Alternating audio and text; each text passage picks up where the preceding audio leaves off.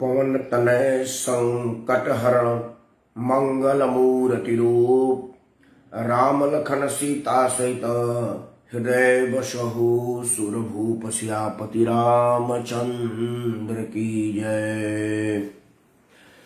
मित्र, सबसे पहले आपको पावन पवित्र जन्मोत्सव मर्यादा पुरुषोत्तम भगवान राम के अनन्य भक्त महाबली हनुमान जी के जन्मोत्सव की हार्दिक शुभकामनाएं और बहुत बहुत बधाइयां देता हूं। बजरंगबली की कृपा आपके पूरे परिवार पर, हित मित और रिश्तेदारों के साथ साथ आप पर सदैव बना रहे।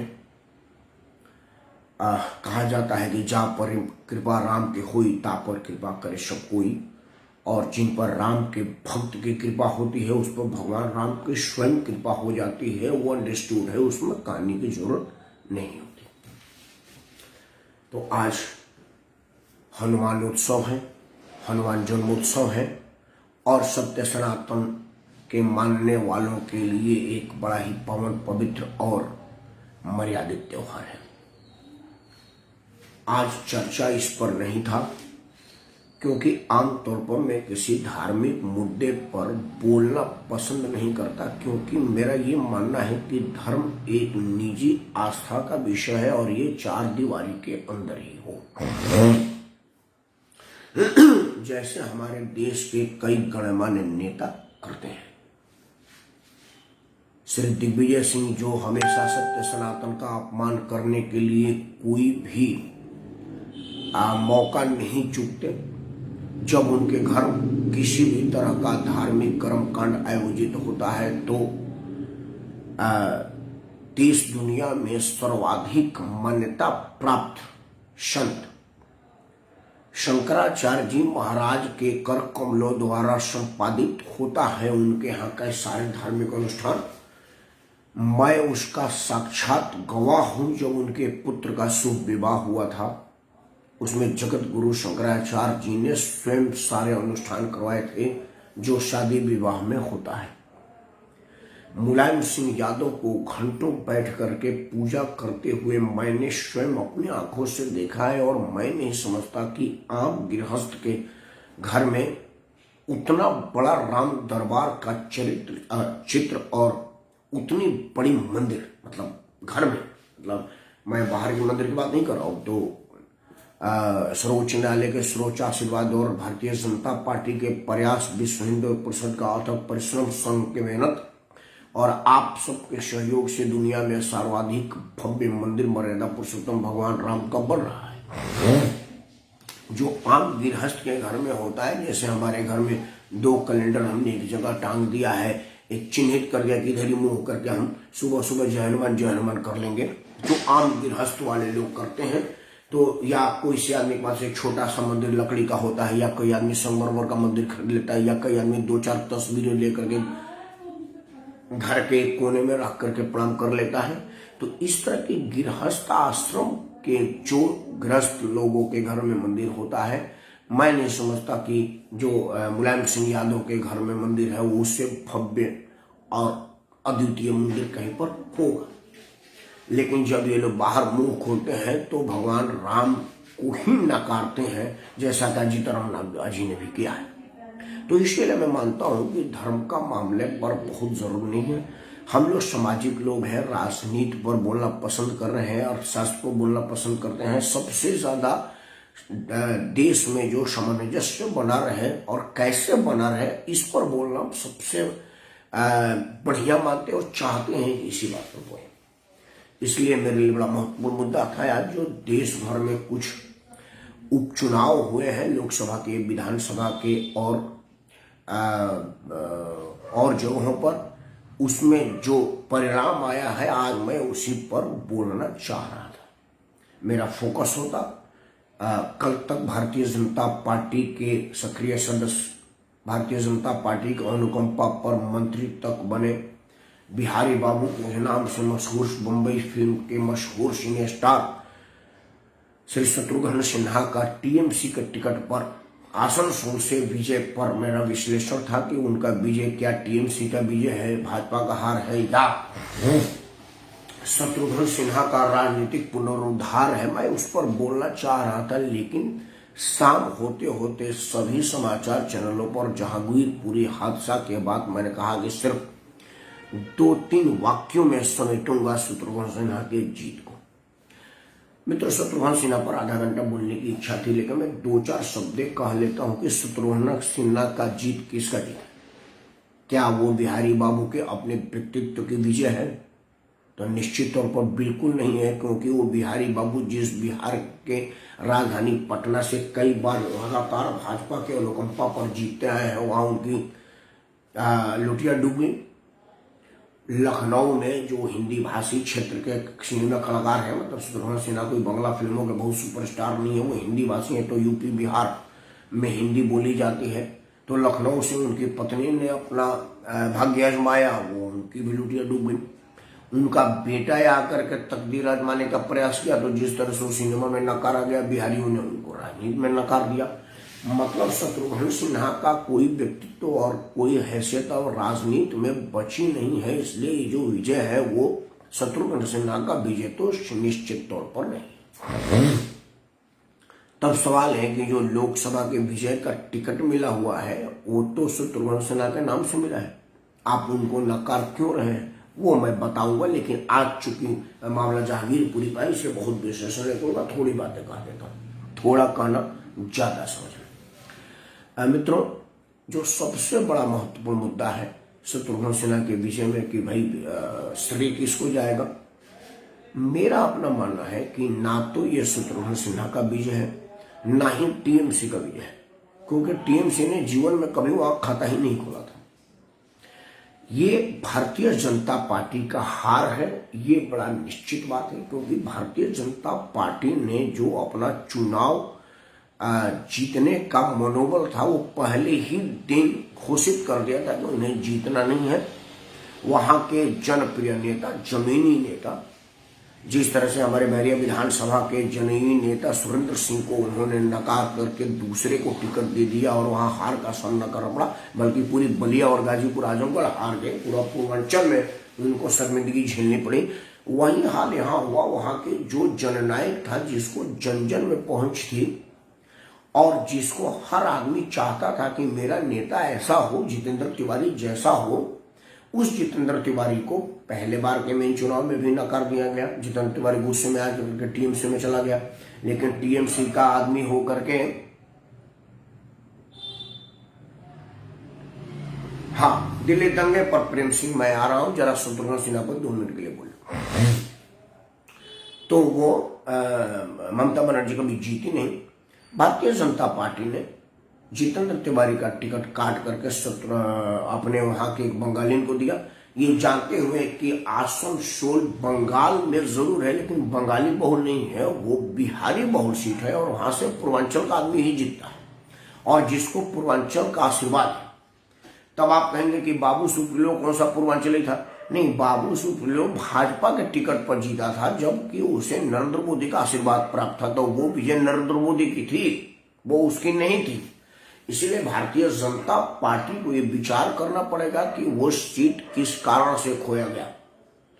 अंतिम शब्द इस विषय पर सिर्फ लाइन बोलूंगा कि ना तो वो शत्रुघ्न सिन्हा का विजय है, क्योंकि शत्रुघ्न सिन्हा नकारे जा चुके हैं, ना ही ये ममता बनर्जी का विजय है, क्योंकि ममता बनर्जी का वहां कोई राजनीतिक आधार नहीं है, वो पूर्वांचल बिहारियों को इलाका है, और पूर्वांचल बिहारियों के इलाके में शत्रुघ्न सिन्हा का विजय होता है भारतीय जनता पार्टी के गलत कैंडिडेट के चुनाव के वजह से। अगर बिहारी बाबू वहां पर लड़ते अगर जितेंद्र तिवारी के साथ, तो उनका जमानत जब्त हो जाता और जितेंद्र तिवारी जीतते। भारतीय जनता पार्टी को इस विषय में विचार करना पड़ेगा, और अगर नहीं करेगा तो परिणाम तो हमने देखा है, आगे भी देखेंगे। ईश्वर उनका कल्याण करे और सद्बुद्धि दे। इन्हीं शब्दों के साथ शत्रुघ्न सिन्हा पर बात खत्म करते हैं। अब आते हैं जहांगीरपुरी दंगे में।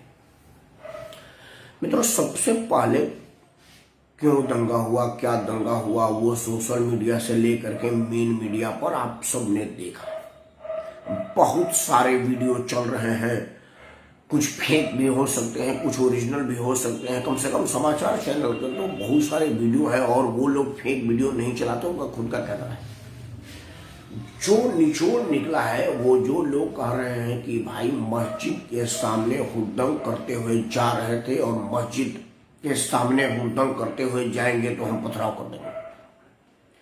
एक वीडियो में दिखाया जा रहा है कि मस्जिद के आगे और मस्जिद के साथ वाली गली के पूरे लाइन पर लोग तलवार और वो सब लेकर के खड़े हैं और वो जो उनका नारा है, नारा तकबीर, उसको लगा रहे हैं और भड़काऊ बयान दे रहे हैं।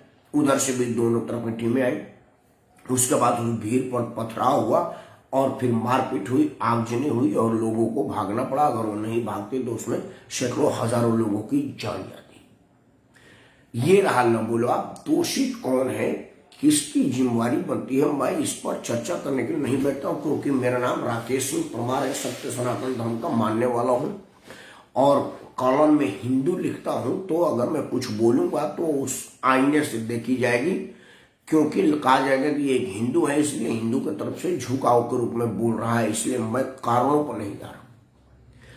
मैं जा रहा हूं कि आप एक तरफ कहते हैं कि गंगा जमुनी तहजीब है, गंगा जमुनी संस्कृत है और हम गंगा जमुनी को मानने वाले लोग हैं, तो हनुमान जयंती पर पत्थर की जगह आपको फूल बरसाना चाहिए था, क्योंकि वो सब लोग रोज आपके 5 टाइम के नमाज में जो आजान बोलते हैं वो उनसे उनको तो कभी डिस्टर्बेंस नहीं हुआ। उन लोगों ने कभी पथराव तो आपके सामने नहीं किया। जब आप आजान बोलते हैं तो मैं तो नहीं समझता कि उससे ज्यादा भड़काऊ कोई बात हो सकती है, क्योंकि आजान में जिस शब्द का इस्तेमाल होता है उसका जो तर्जुमा है वो ये है कि इस दुनिया में अल्लाह के अलावा कोई नहीं है। सिर्फ अगर किसी की इबादत हो सकती है, किसी की पूजा हो सकती है तो अल्लाह की है। अल्लाह की सल्तनत के बाद अगर कोई है तो वो काफिर है और उसको खत्म कर देना चाहिए। यही वो अल्लाह वो या जो बोलते हैं मुझे नहीं बोलने आता है, और किसी चीज धार्मिक बात को गलत बोलने से बढ़िया है कि ना बोले। इस पर तो कोई हिंदू संगठन ने एतराज नहीं किया कि भाई इसी देश में आप कहते हो कि अल्लाह के अलावा कोई नहीं है, सिर्फ अल्लाह है, तो यहाँ भगवान राम भी तो है, भोलेनाथ भी तो है। अभी हम लोग कल चीन दूतावास पर प्रदर्शन किए थे मानसरोवर की मुक्ति के लिए और तिब्बत के स्वायत्तता को बरकरार रखने के लिए। तो जिस धरती पर भगवान राम ने जन्म लिया, जिस धरती पर भगवान कृष्ण ने जन्म लिया, बुद्ध ने जन्म लिया, जिस धरती पर साधु संतों और एक से महिषी और मनीषियों ने जन्म लिया, वहां पर सिर्फ ये कैसे माना जा सकता है कि ये अल्लाह की सल्तनत के अलावा किसी और की सल्तनत नहीं है। ये माना जा सकता है कि तुम अल्लाह के मानने वाले हो तो तुमको अल्लाह मुबारक, मैं भगवान राम को मानने वाला हूं तो मेरे को भगवान राम मुबारक। ना मैं तुम्हारे में किसी तरह की दखल अंदाजी करूं, ना तुम हमारे में करो। आदर्श व्यवस्था तो ये होती कि जब भी आप हमारे गली से गुजरे तो हम आप पर फूल बरसाएं, और जब हम आपके गली से गुजरे तो आप हम पर फूल बरसाएं। और अगर इतनी हिम्मत नहीं है तो कम से कम चुप तो रहें, यही बहुत बड़ी बात है। लेकिन अब आजकल प्रतिक्रियाएं होने लगी है। ये प्रतिक्रिया कुछ दिनों से प्रारंभ हुआ है। इस प्रतिक्रिया का वजह है कि पहले क्या होता था कि क्रियाएं सिर्फ होती थी, प्रतिक्रिया नहीं आता था, क्योंकि हमारे देश में एक ही वर्ग बोलता था, वही अपने आप को मान लेता था कि जो मैं बोल रहा हूं वही सर्वोच्च न्याय है। सत्य सनातन धर्म के लोग इस पर कभी रिएक्ट नहीं करें। और क्या फर्क पड़ता है, क्या फर्क पड़ता है, और सब चलता है कि नीट थी। लेकिन अब चूंकि रिलायंस के मेहरबानी से आपके घर में आटा है कि नहीं है, बट डाटा है आपके मोबाइल में जरूर 1 GB रोज है, तो आप खबरें भी देख सकते हैं। हालांकि बहुत लोग खबरें नहीं देखते, लेकिन खबर भी देख लेते हैं। व्हाट्सएप और ट्विटर और फेसबुक और वीडियो का आदान प्रदान तो हो ही रहा है, कुछ फर्जी और कुछ सही। तो उसे लोगों को हकीकत तक पहुंचने का मौका मिलता है और वो लोग पहुंचते हैं। फिर तब उन्हें बुरा लगता है कि भाई ऐसा कैसे हो सकता है कि कोई आदमी ये कहे और ये ना कहे। इन सब चीजों को देखने के बाद इस स्थिति पर पहुंचा जाता है कि जो दिल्ली में दंगा हुआ वो एक बड़ा सुनियोजित था, और शायद सत्य सनातन धर्म के मानने वाले लोगों को सबक सिखाने का प्रयास हो रहा है कि आप इनको इतना डरा दो। क्योंकि बेसिकली हम हिंदू लोग डरपोक लोग होते हैं, हमने कभी रिएक्ट कभी किया नहीं। ये शुरू से ही आया रहा है कि अगर कोई हिंदू मुस्लिम दंगा हुआ है आज तक, नोआखाली से लेकर के और अभी कल आज बीत रहा जहांगीरपुरी तक, तो इसमें मारा गया मुसलमान के द्वारा हिंदू ही है और कोई नहीं है, ये इतिहास है। अब इसके पहले होता क्या था कि समाचार चैनल वाले एक मृतक मुस्लिम परिवार को दिखाते थे कि ये मर गया, और उसके बगल में सैकड़ों सड़ रही हिंदू लाशों पर ध्यान ही नहीं जाता था, कहते ये तो मरने के लिए बने। आज स्थिति थोड़ी सी विपरीत हो गई, क्योंकि मोबाइल तो सबके पास है, तो वो वीडियो दिखा देते हैं जिसमें नारा तकबीर का नारा लग रहा है। तब कैसे करोगे? मेन मीडिया को 2-4-10 लोग देखते हैं, लेकिन सोशल मीडिया पर तो लाखों करोड़ों लोग हैं और वो लोग इसको देखते हैं। मित्रों, मैं अपनी बात को रोक करके, हमारे बीपी भाई हैं, बड़े सक्षम प्राणी हैं और समाज के लिए बहुत अग्रसर रहते हैं। इनका एक बड़ा योगदान था कि आपने जब कोरोना की महामारी आई थी तो पीएम प्रोत्साहन मंच के माध्यम से आपने अपने घरों में और आस पड़ोस में जिन लोगों पर इनका प्रभाव था उनको बोला कि भाई घर में जो पुरानी साड़ी सूती की पड़ी हुई है, आप कम से कम उसको कटवा करके और मास्क बनवाइए। जब तक मास्क का आविष्कार और मास्क का प्रचुर उपलब्धता देश में नहीं हो जाती। और इन्होंने अपनी धोती और अपने पत्नी की पुरानी सूती साड़ियों को फड़वा करके अपने ही घर परिवार के बच्चों से मास्क बनवाया और मुख्य सड़क पर खड़ा होकर के गरीब रिक्शा वालों को और जो लोग उपलब्ध के बावजूद भी खरीद नहीं सकते तो उनको दिया था। ऐसे समाज के प्रहरी आदमी की वक्तव्य को मैं पढ़ना चाहूंगा, जरूर मेरे लिए तो मार्गदर्शन होगा, आपके लिए भी लाभप्रद होगा। हाँ, बीपी भाई लिख रहे हैं, ये शब्द बीपी सिंह का जो मैं पढ़ने जा रहा हूँ।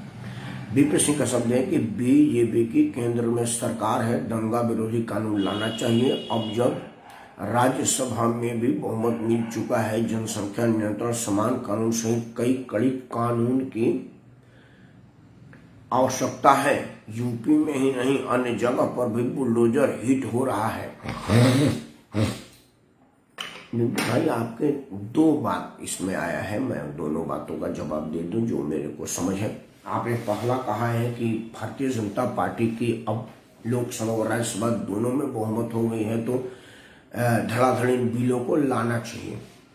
बिल्कुल लाना चाहिए बीबी भाई, लेकिन मुझे लगता नहीं है कि बिल आ जाए, क्योंकि अगर बिल आ गया और पास हो जाएगा तो समस्या का समाधान ही हो जाएगा। फिर जब देश में समस्या का समाधान हो जाएगा तो फिर राजनीति किस बात पर होगी? तो आप भी यहीं पर, मैं भी यहीं पर, आप जो चीज कह रहे हैं वो आ नहीं सकता। दूसरा है, आपने वो जो बुलडोजर की हिट पर बात करें, देखिए बुलडोजर हिट पूरे धरती पर है, लेकिन जो योगी आदित्यनाथ जी का बुलडोजर है वो कानून के पेट्रोल पे चलता है और उसको शालीनता का स्टीयरिंग पकड़ा गया है। लेकिन इसके कंपटीशन में जो शिवराज सिंह चौहान ने अपना बुलडोजर चलवाया, उस पर कानून का शिकंजा कसेगा, कानून का उसमें सहमति नहीं होगी। क्योंकि मैं थोड़ा बहुत कानून का विद्यार्थी हूँ, जानता हूँ, थोड़ी बहुत तो हल्की फुल्की ज्ञान तो मेरे पास है ही है, अब बड़ा ज्ञान नहीं होगा आप जो सोगा। तो कोई भी आदमी अगर आप पर पत्थर फेंकता है तो उसका घर तोड़ दो, ऐसा कोई कानून नहीं है। सवाल है कि क्या आप राज्य के मुख्यमंत्री हैं और आपका साख इतना कमजोर है कि आपके पुलिस पर कोई आदमी पत्थरबाजी कर देगा? इतनी हिम्मत आ गई उसे सबक सिखाइए, उसको कानून के डर का एहसास कराइए और कराइए कि वो कानून से डरे। ऐसा हो नहीं रहा है। दिल्ली में भी वही हाल हो रहा है। दिल्ली में दिल्ली पुलिस भारतीय जनता पार्टी के नियंत्रण में है और सीधा अमित शाह इसके मालिक है। दिल्ली पुलिस का कमिश्नर अरविंद केजरीवाल का तो फोन भी नहीं उठाएगा, तब भी केजरीवाल उसका कुछ नहीं करेंगे। ये अलग बात है कि जब इसके पहले अमेरिका के राष्ट्रपति भारत के दौरे पर आए थे तो अरविंद केजरीवाल की पूरी टीम लग गई थी अमेरिका के राष्ट्रपति को रोकने के लिए। उनका इच्छा था कि यहाँ पर कोई दंगा फसाद हो जाए और अमेरिकी राष्ट्रपति की सुरक्षा जांच इतनी तगड़ी होती है, उनका स्वयं का सुरक्षा वाले महीनों सालों पहले से वो सब खुफिया और इंस्ट्रूमेंटल विजिलेंस सर्विलांस करके वो सब पता लगाते हैं कि मेरे राष्ट्रपति का कहीं लेस मात्र भी कहीं कोई आंच सुरक्षा को तो नहीं आ रही है। अगर ऐसा उनको लगता है तो वो दौड़ा कैंसिल कर देते हैं। इसमें राष्ट्रपति भी कुछ नहीं करते। आपको एक बात जानकारी होगी कि जब अमेरिका का राष्ट्रपति विदेश के किसी दौरे पर होते हैं तो उनका एयरफोर्स 1 हवाई जहाज है, विशेष विमान, वो चालू हाल में रहता है, वो बंद नहीं होता। और उसमें तेल डालने के लिए बड़ा बड़ा पेट्रोल टैंकर जो हेलीकॉप्टर के रूप में होता है वो आता रहता है, ताकि तेल की कमी उसमें ना हो। और जहाज महीनों सालों हवा में चक्कर लगाता रहेगा, लेकिन वो थकेगा नहीं, बिगड़ेगा नहीं। उसकी ईंधन आपूर्ति हवा में होती रहेगी, और ईंधन भरने के लिए पेट्रोल वाला जहाज उसको एस्कॉर्ट करता रहता है, उसके साथ चलता रहता है। सुरक्षा के लिए इतने औजारे पुख्ता रखते हैं। जब अमेरिका का राष्ट्रपति कहीं का विजिट करता है तो एयरपोर्ट से जहां तक जाता है वो MI5 4-4 5-5 हेलीकॉप्टर सराउंडिंग मारती रहती है, और नीचे उसका बुलेट प्रूफ कारों का काफिला रहता है, ताकि जिस तरह से भी हो, हेलीकॉप्टर से उठा के ले आना पड़े हेलीकॉप्टर से, या सड़क मार्ग से उठा के लाना पड़े सड़क मार्ग से, अपने राष्ट्रपति को तुरंत इकोविएट कर, तुरंत वहां से निकाल ले। तो उनका ये मनसा था, और केजरीवाल की पूरी टीम गजनी और पथराव करके सोची कि सुरक्षा वालों को डिस्टर्ब किया जा सके। लेकिन वो देश दुनिया में सर्वाधिक लोकप्रिय जननायक नरेंद्र मोदी की साख और भारत की बढ़ती हुई दुनिया में भरोसे का कारण था कि अमेरिका के राष्ट्रपति और उनके सुरक्षा सलाहकारों ने कहा कि ये कुछ उत्पादी लोग हुड़दंग मचा रहे हैं अमेरिकी भारत संबंधों को प्रभावित करने के लिए, ताकि अमेरिका के राष्ट्रपति का दौरा बीच में टल जाए और दुनिया में भारत की बदनामी हो। हम इसको नहीं सफल होने देंगे और भारत को शर्मिंदगी की कोई मौका नहीं देंगे। हम भारत की यात्रा करेंगे। सुरक्षा बल ने भी इनकी मंशा को भांप लिया था, और जब बाद में पता चला कि वहां का उनका आम आदमी पार्टी का पार्षद उसमें पकड़ा गया था, वो कैसे कैसे स्कूल चलाता, कहाँ कहाँ फंडिंग आई थी, वो सब चीज सर्विलांस में इलेक्ट्रॉनिक एविडेंस है और आई विटनेसेस भी है, और दोनों ने मिलकर ये साबित किया कि ये पूरा खेल कैसा था। तो वो हुआ है। लेकिन अगर जहांगीरपुरी हादसा थी तो इस हादसे की जिम्मेदारी थोड़ी बहुत तो दिल्ली पुलिस की भी थी। हम जैसे साधारण लोग कल से बोल रहे हैं कि अगर जुलूस निकलेगी तो पथराव होगा, क्योंकि स्लीपर सेल की मंशा ही है कि हिंदू धर्म के लोगों को इतना डरा दो, 2-4-10 लोगों को मार दो कि ये लोग हिंदू धर्म को मानने की नुमाइश सार्वजनिक रूप से ना करें, और हमारा जुलूस जहां से निकले वो लोग सजदा करें और अपने जुलूस को घर में मौन चुप चुप होकर के पूजा करें, गुप्त पूजा। इसका हमने देखा अभी मध्य प्रदेश में देखा, हमने गुजरात में देखा, हमने उत्तर प्रदेश के कुछ हिस्सों को छोड़ करके बाकी पूरे देश के कई जगह छिटपुट घटनाओं को देखा कि हम सब के सब लोग हिंदू धर्म के समारोहों पर कितना ज्यादा आगजनी, बवाल और पथराव हुआ। वो मध्य प्रदेश वाला घटना जिसमें बुलडोजर चला था, वो आपके सामने था कि मध्य प्रदेश में 2 महिलाएं किस तरह से पुलिस बल पर पथराव कर रही है। बाद में उस घर को तोड़ा गया, लेकिन पथराव तो सार्वजनिक हो रहा था, और उस पर इतनी हिम्मत आई तो लोग इस बात को देख रहे हैं कि कैसा हो रहा है। तो दिल्ली पुलिस जो कि रात के 9-10 बजे सैकड़ों हजारों की संख्या में पुलिस बल तैनात कर रही है, वो उसके पहले साथ में क्यों नहीं तैनात की जब जुलूस चल रहा था? अगर वहां पर सैकड़ों की संख्या में पुलिस बल तैनात होती तो फिर वहां पर तो फिर कोई दंगा करने का साहस नहीं कर पाता। तो क्या दंगा हो जाने देने का इंतजार किया जा रहा था? इन बातों के लिए रुद्र सिंह रघुवंशी जी मेरे को कुछ मार्गदर्शन दिए हैं। आप लिखे हैं कि दिल्ली में एमसीडी चुनाव का घोषणा शीघ्र होगा, तैयारी प्रारंभ हो चुकी है। नहीं, आप हवा में तीर छोड़े हैं तो भाई 2024 तक एमसीडी का चुनाव नहीं हो रहा है। ये तैयारी चुनाव की नहीं है, क्योंकि एमसीडी का तो नोटिफिकेशन आ गया कि 2024 के बाद होगा।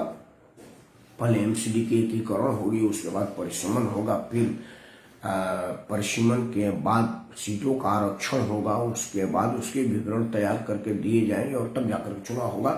ये मुझे नहीं लग रहा कि 24 के पहले तक हो। तो ये तैयारी एमसीडी की नहीं, ये देश के दुश्मनों के स्लीपर सेल की तैयारी है जो इस चीज को अंजाम दे रहा है।